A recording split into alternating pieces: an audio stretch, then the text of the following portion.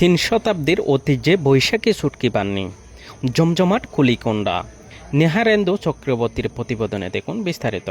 ব্রাহ্মণবাড়িয়ার নাসিরনগর উপজেলার সদর ইউনিয়নের কুলিকোন্ডা গ্রামে শুরু হয়েছে প্রায় ৩০০ বছরের পুরনো ঐতিহ্যবাহী বৈশাখী শুটকি বান্নি। বুধবার 15 এপ্রিল ভোর থেকেই বান্নি প্রসঙ্গে ক্রেতা বিক্রেতাদের উপস্থিতিতে প্রাণচাঞ্চল্য দেখা যায়। বাংলা নববর্ষের দ্বিতীয় দিনে বসা এই বান্নি একসময় পণ্য বিনিময় প্রথার জন্য পরিচিত ছিল, তবে সময়ের সঙ্গে সেই প্রথা অনেকটাই বিলুপ্ত হয়ে গেছে। বান্নিতে লইট্টা, ট্যাংরা, বাইম, শোল, গজার, ঘৈন্যা, বোয়াল, পুঁটিসহ দেশীয় বিভিন্ন প্রজাতির মাছের শুটকি ছাড়াও রয়েছে সামুদ্রিক শুটকি। আকার ও মানভেদে প্রতি কেজি শুটকি 500 থেকে 4000 টাকার বিক্রি হচ্ছে। দাম কিছুটা বেশি হলেও ক্রয় বিক্রয়ে ইতিবাচক ছাড়া মিলছে। দেশের বিভিন্ন অঞ্চল থেকে আসা ব্যবসায়ীদের অংশগ্রহণে বান্নিটি আরও জমে উঠেছে।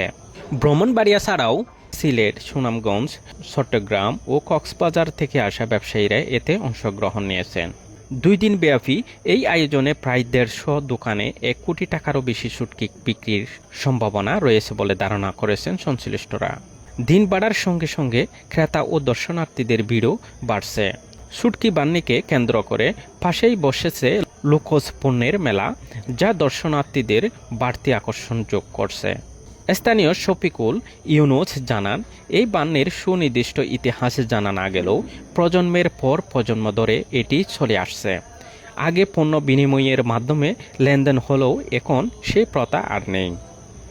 শুটকি কিনতে আসা নাসিরপুরের বাসিন্দা অতুল প্রসাদ ভট্টাচার্য বলেন, আগের তুলনায় দাম কিছুটা বেশি মনে হলেও পণ্যের বৈচিত্র্য রয়েছে। প্রতি বছর শান্তিপূর্ণভাবে এই আয়োজন অব্যাহত থাকুক, এটাই সবার প্রত্যাশা।